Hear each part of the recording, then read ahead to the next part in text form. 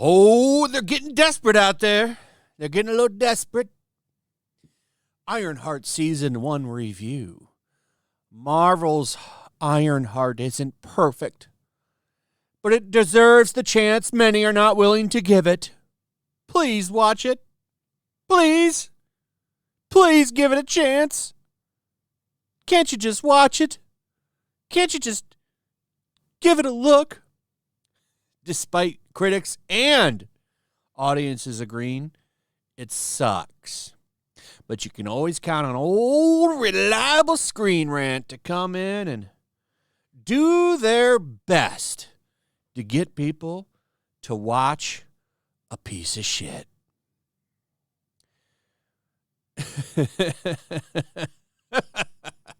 They're trying to compare it to Agatha All Along, which I guess that show is actually really cheap to make. I don't think Ironheart had that luxury. If Agatha All Along is as cheap as they say, then yeah, that show was probably did good for them as a niche show. But the key word with it is the show was cheap. Ironheart, I don't think, is a cheap show. They're never going to tell us. But given the CGI needed just to do the suit, probably not that cheap of a show. So, this show is cooked. There's nothing they can do to save it. But boy, oh boy, are they trying the same old shame tactics, trying to say that this show saves black lives. We're going to take a look. This is the latest batch of bullshit that's been put out. We're just covering the propaganda, people, because I find this shit hilarious. I really do. I think this is funny because at this point, it's 2016 tactics, and they just won't give it up. They won't give up those 2016 tactics. I find it kind of fascinating because it doesn't work anymore. You can't shame people into saying this shit is good. But boy, oh boy, do they try. So here's from Total Film. Ironheart is the latest victim of a review bombing campaign on Rotten Tomatoes, which started before the Marvel show had even released. I don't know about that because actually Rotten Tomatoes and a lot of these review sites changed the way they do business because of quote-unquote review bombing. You can't leave a review usually until it drops. So I don't know how much I believe this latest story because there is a rumor, and I'm not saying it's true. I'm just telling you what's being said here, okay? So don't take this as gospel. But there are people saying that Rotten Tomatoes deleted negative reviews of Ironheart. I don't know if that's true. I think what happens usually when shows come out, fans start fighting. I think probably right when the show dropped, people went in there and gave it negative reviews. But also people went in there and gave it positive reviews. If you go and you look at the 1s and the 10s, I mean, there's a lot of 1s and 10s, which tells you there's some shit going on there. The truth is likely in the middle. And a lot of those people say the show's just not good. It's not a good show. So that's what happened. I think just the people that went in there to give 1 stars got there faster than the people giving it 10 stars, and the reviews changed. Other than the screenshot of the score itself, I haven't seen any deleted, reviews that aren't there. No one's posted those. So I think the score just changed. It's still, even after the dust has settled on 1s and 10s, has a shitty score. So I'm going to go ahead and just file this under garbage show as as we do when it comes to garbage Marvel, which there has been a lot of. So there's a new milestone, though, that the show has hit. New MCU series dodges review bombers to earn first great streaming milestone. Whoa. Whoa, what is that? Millions upon millions of viewers? No, it just hit #1 on Disney+. which I'm going to tell you isn't a feat. All right. So usually the best Disney Plus shows don't even chart. It's crazy that Disney Plus is not doing the best compared to other streaming services. I always thought Disney Plus would be a lock. Like, yeah, it's Disney. Yeah, they're going to survive the streaming wars for sure. And I don't know about that. You have Paramount shows ranking higher than Disney shows on far as watched on the Nielsen charts. It's pretty wild. The most successful show they've had is Andor. That actually topped Nielsen charts, man. That's impressive. This show will probably show up at the bottom of original streaming content charts for maybe a week, and then it's going to vanish. It's going to vanish. And it will show up. I don't think it's going to be high on the list, but it will show up because they're dropping all of the episodes at once. We'll give it a large combined minutes. So I think you see it for the first maybe week or two on those, and then it just drops off the list because there's just not going to be that many people tuning into this. It's going to be like The Acolyte. Remember The Acolyte charted for a minute, and then it fell off. It's going to be what happens with this show. A lot of people tuned in for Snow White when it hit Disney Plus too, by the way. That was because they wanted to see this shit show, and they saw it, and now it's, from what I understand, back where it belongs, at the bottom. But they've been trying to give that movie a win for a while. It's charting on the Disney Plus charts. That's not a win.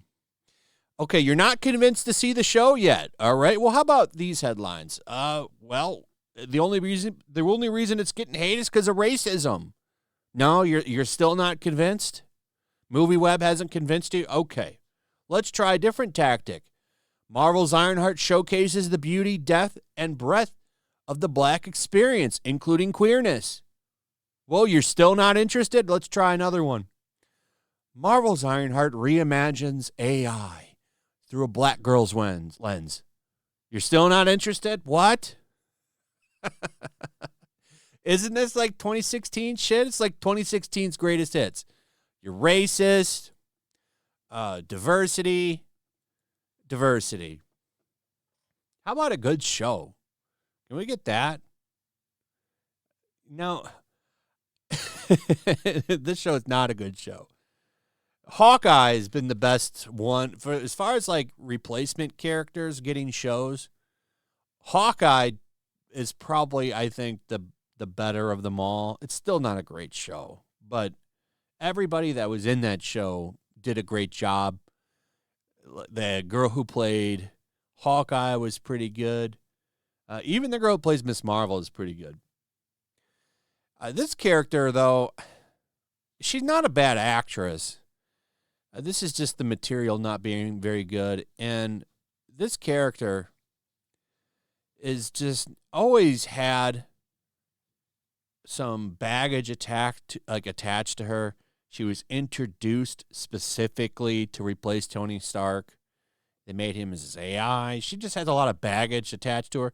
You know, one thing I'll give Ms. Marvel, while Ms. Marvel is kind of a Mr. Fantastic, Luffy derivative, and a lot of people will say, oh, well, she's got Mr. Fantastic's powers. Well, I don't think so. Yeah, they both can stretch and stuff, but the reason I say she's more like Luffy is because she makes her fists gigantic, which is what Luffy does all the time.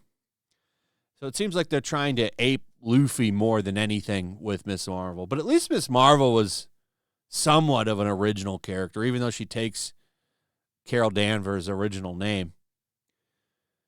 I'll give her that. This character is just basically poor black woman Tony Stark. And I just don't think that's just not going to work. It's just not going to work. If you wanted to go that route with the Iron Man character, you should have just used Rhodey and gave him the mantle. That would have worked a lot better. Or hell, let's just go even further with it. You could have gave it to his niece. They were setting her up to be like Iron Man's protege, and then they just abandoned her for this shitty character. That would have been a route to go. But, they decided to go this way. And it's failed every time they've tried. So comment. Let me know what you think about all of this. Also, if you would, please subscribe. Also, check out my comic book. Got an amazing 60-plus page comic for you over on Ripascend. That's right. Publishing through Eric July's publishing arm. So you know you're going to get the book, and it's going to be quality. Because that's all Eric does. Quality. I love what he's done. I love the Ripaverse. I love that he's got Ripascend now so that creators can use his platform. It's great because he's not going to cancel anybody. Like, you can say whatever you want. What matters with Ripascend is the book, and this book's good. This book's good. It's all action, and it's done. You're going to get this book when the campaign ends. We're going to start shipping. A lot to pick from. We got 4 covers. We got signed and graded by me. I'll be flying down to Dallas to sign these books. We got a supplemental book, Tales from the Battlefield. That's only $6. We got posters. We got shirts. But say you just want to read the book. Hey, I just want to read the book. I just want one copy. I just want to read it. You can read it for $17. Cover D is only $17, which is a steal. I think that's a great price. It's a square-bound, 60-plus page, action-packed comic. You're going to love it. I highly suggest you check it out. And with that, comment, like, subscribe, hit that notification bell. Share the video out. Share it on your social media. Share the comic campaign on your social media. All that helps.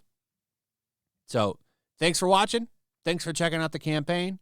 And we'll see you on the next one. Peace. The year is 1945. World War II rages from the halls of Buckingham Palace to the shores of the Nile River. Even now, the clash between freedom and tyranny is about to boil over. Somewhere in North Africa, 2 American flyboys are soaring high on a reconnaissance mission, searching for clues to a peculiar new obsession, with the occult gripping the Nazi high command.